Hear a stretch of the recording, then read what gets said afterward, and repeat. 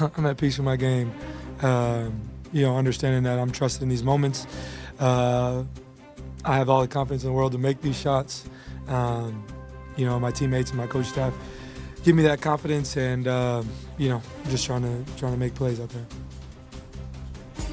Make plays he did. Since 1998 in the playoffs, teams are 3-1, 1,641 when trailing by 7 or more in the final minute of the fourth quarter overtime. So it's never happened. The Pacers this postseason account for 2 of those wins, including their Game 5 win against the Bucks in the first round. They had 15-1 odds to win with 1:06 remaining in the fourth quarter, according to ESPN Sportsbook.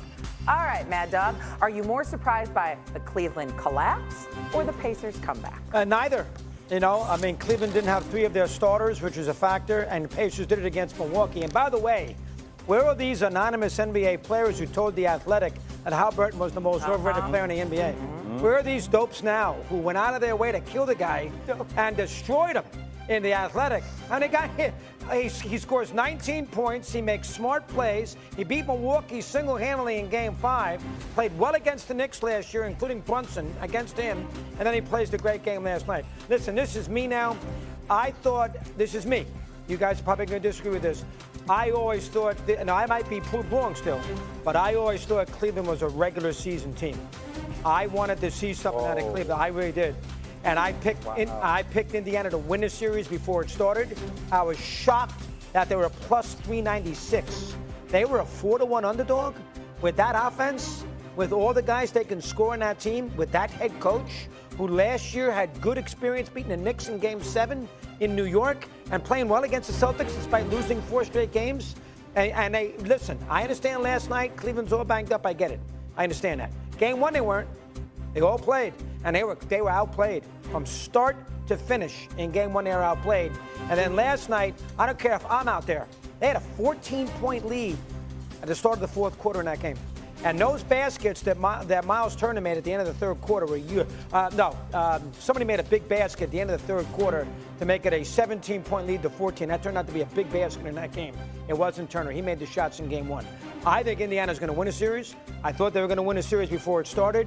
I love the team. I think the team they don't have a great player, but they got a lot of good players, and I can see them giving somebody in that Eastern Conference Final a major push. And I think Cleveland's I can't say they're shot. I think Cleveland is probably near the end. How many teams have come back from 2-0 down? I would love to. Love to read it again. 2. 5 teams have come back from 2-0 down after they lost the first 2 games at home in the history of the NBA. Go ahead, Dave J. I think it's Stephen A. Oh, Stephen A. I've gone back and forth. I've gone back and forth on this because on one hand, I remember Doggy, he has been consistent about this, Jay Will, where he's talked about Cleveland being a regular season team.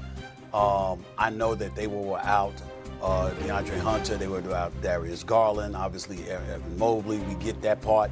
Defensive Player of the Year, we get that. That's a very, very significant loss, and we understand it. But what really, really, rakes my nerves is you can't inbounds the basketball. You can't box out. Those are 2 key fundamental things that derailed them last night. They still would have won this game had you boxed out and prevented Tyrese Halliburton from getting a rebound off of his own miss. And obviously, I think it was Max Strus on the inbounds. You got to make sure that you don't turn that ball over. So that was unfortunate. And I'm looking at it from that standpoint, and I'm saying to myself, Cleveland, that really, really bothers me. But to answer this question, we've got to give some love to the Indiana Pacers and say this says more about them. This kid Neesmith, this kid Nembhard, 13 assists last night to go along with his 13 points. Miles Turner, who wasn't even wanted a couple of years ago, and the way that he's been balling. We're talking about Halliburton, and he has shown up, and considering the kind of things that happened to him in the first round series, and then it involved his dad and all of this other stuff, and now his dad is not at the games, and he's out there, and he's just flat out balling. You got to give respect where respect is due. We need to be reminded of the great coach that Rick Carlisle is. He is a champion. This man knows what he is doing, and to consider how he's had to adapt to embracing these younger personalities and what they bring to the table, and his ability to adapt and to be able to coach them at such an exceptional level, letting them be themselves. All of these things play a very, very big role. So as Doggy pointed out, you got a lot of good players who feel minimized, who don't feel respected and appreciated enough, who, by the way, is undefeated at home over the last 2 postseasons with Tyrese Halliburton on the court. Remember, when they lost to Boston last year in the conference finals, Tyrese Halliburton missed those games due to an injury when they were in Indiana. Now they're going back to Indiana, up 2-0. The Cleveland Cavaliers are in a world of trouble, and it's because the Indiana Pacers are a hell of a lot better than we've been willing to give them credit for. Well, this Tyrese Halliburton conversation is really interesting. This year, Doggy, he is 10 of 11 in games to either tie or hit a winning bucket in crunch time. Like, he likes to have the ball in his hands. I think these last 2 series, these last 6 games, he's been playing like a superstar to a degree. I'm not saying that he's cracked the superstar modem yet, but he's on his way if he keeps playing at this type of level. Right. But, you know, when people say, like, hey, they stole 2 games. They didn't steal 2 games. They won those games straight up. I mean, Darius Garland didn't play in either game. And by the way, Doggy, I hear you on them being a regular season team, but they got 64 regular season wins, only 4 behind OKC, who had 68, second best in the league. Darius Garland did average 21 and 7 points per game. The reason why I think you saw them, and by the way, one of those box outs was Donovan Mitchell. Not the last one, but the second one, right? The rebound. And I think what you're seeing is him having 48 points, but feeling the need. He has to do so much because they don't have depth anymore. So, yes, I think it says more about the Pacers. I agree with you both.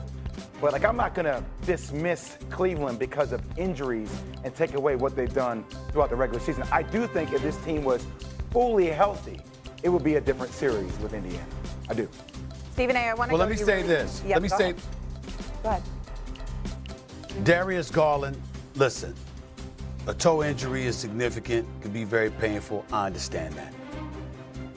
As far as I'm concerned, you got to be damn near crippled if you can't play. You got to be damn near crippled if you can't play. You got to find a way to get out there.